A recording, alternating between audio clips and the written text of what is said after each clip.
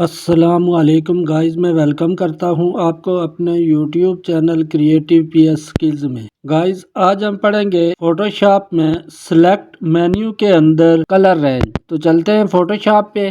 Photoshop में मैंने ये इमेज ओपन कर रखी है। इस इमेज में हम कलर रेंज को समझेंगे। ये सिलेक्ट मेन्यू है। सिलेक्ट मेन्यू के अंदर यहाँ ये कलर रेंज है। जब हम कलर रेंज के ऊपर क्लिक करते हैं तो ये ऑप्शन कलर रेंज का खुल के आ जाता है। यहाँ सिलेक्ट में बाय डिफ़ॉल्ट यहाँ पे सिंपल कलर होता है। हमारा प्लान ये है कि इस इमेज के अंदर जितना रेड कलर है, इस रेड कलर को हम चेंज करेंगे। तो पहले हम यहाँ से रेड कलर लेके हम इसको सिलेक्ट करेंगे। यहाँ से रेड कलर लिया और इसने यहाँ से रेड कलर को सिलेक्ट कर लिया। जब आप यहाँ से रेड पे क्लिक करते हैं तो ये इस इमेज के अंदर जहाँ जहाँ इसको रेड कलर मिलेगा उस रेड कलर को ये पकड़ लेगा। उसके बाद यहाँ से ओके करेंगे। ओके करने के बाद ये देखें, जहाँ तक इमेज के अंदर रेड कलर है इसने उसको सिलेक्ट कर लिया है। अब यहाँ इमेज पे जाएंगे एडजस्टमेंट में और यहाँ से ह्यू एंड सैचुरेशन पे क्लिक करेंगे और यहाँ से हम इस कलर को किसी भी कलर में चेंज कर सकते हैं। यहाँ से इसकी सैचुरेशन को ज्यादा करेंगे थोड़ा, तो आप देखें रेड कलर का हम कलर कोई भी दे सकते हैं। जो कलर हमें चाहिए हो यहाँ से वो कलर सिलेक्ट करेंगे। उसके बाद इसकी सैचुरेशन कितनी रखनी है वो सिलेक्ट करेंगे और ओके कर देंगे। यहाँ से ओके किया, कीबोर्ड से कंट्रोल डी किया। अब देखें यहाँ पे पहले इस इमेज में रेड कलर था इस तरह से और अब ये कलर चेंज हो गया है। लेयर को डिलीट करते हैं, कंट्रोल जे से दोबारा एक न्यू लेयर लेते हैं, डुप्लीकेट लेयर लेते हैं। अब हम दोबारा सिलेक्ट मेन्यू में कलर रेंज पे जाते हैं। पिछली दफ़ा हमने यहाँ से रेड को सिलेक्ट किया था, अब हम सैंपल लेंगे। जब हम सैंपल कलर पे क्लिक करते हैं तो यहाँ पे 3 आई ड्रॉपर खुल के आ जाते हैं। तो पहले आई ड्रॉपर से हम यहाँ से इस रेड कलर पे क्लिक करेंगे, बल्कि इस दफ़ा हम इस कलर को चेंज करते हैं। यहाँ से इस कलर के ऊपर क्लिक करेंगे।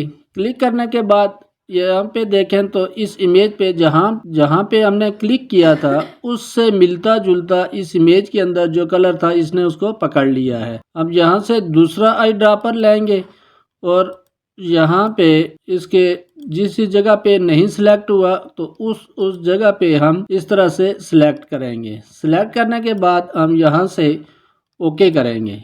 ओके करने के बाद देखें, अब इसने यहाँ इस इमेज के अंदर इसके पाँव भी सिलेक्ट कर लिए हैं और फेस भी सिलेक्ट कर लिया है। हम यहाँ से लासो टूल लेंगे और यहाँ से ये तीसरा ऑप्शन सिलेक्ट करेंगे और इस तरह से इसको सब्सट्रैक्ट कर लेंगे। अगर दूसरे ऑप्शन पे हैं तो कीबोर्ड से अल्ट के बटन को प्रेस रखते हुए इस तरह से इस एरिया को डीसेलेक्ट करेंगे। यहाँ पे ये बाजू पे भी है तो इसको डीसेलेक्ट करना है। कीबोर्ड से अल्ट के बटन को प्रेस करेंगे तो यहाँ से ये तीसरा ऑप्शन ऑटोमेटिक सिलेक्ट हो जाता है। उसके बाद यहाँ से इसको हम डीसेलेक्ट करेंगे हैंड्स को।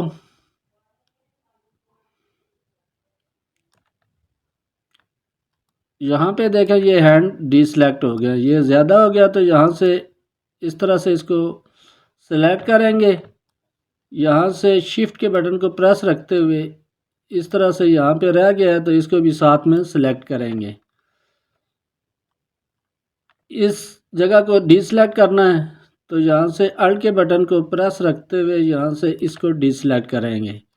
यहाँ हैंड को डीसेलेक्ट करेंगे।